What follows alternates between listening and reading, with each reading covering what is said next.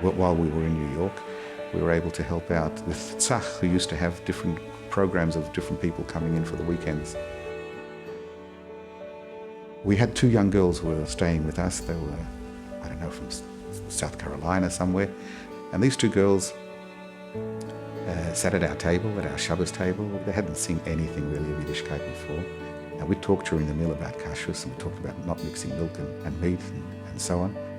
Came to the end of the meal, and my wife put down a parava ice cream. And these girls sort of looked, they just finished having their chicken main course. They looked very confused. So my wife, realizing obviously what was going on in their minds, said to them, "Don't worry, this ice cream is what we call parav. No milk, no dairy in it at all." So they ate it and they enjoyed it. They went back home, and a few weeks later on, we got a letter from them saying how lovely it had been in Crown Heights and how they saw for the first time, they'd seen another aspect of Yiddishkeit which seemed so beautiful and so authentic.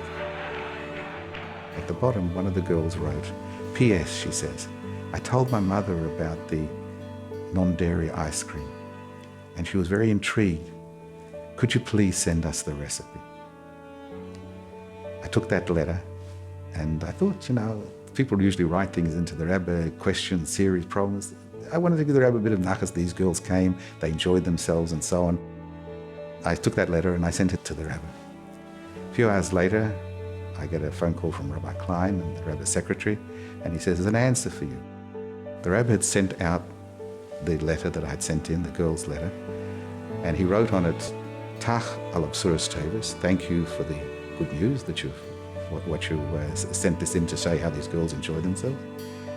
And then he says, he writes down there, "Lahamshich kishura leyahadus," I should continue her connection of this, one of the girls, obviously, to Judaism, but oifen hamasim lo, in a way that is applicable to her, that is suitable for her.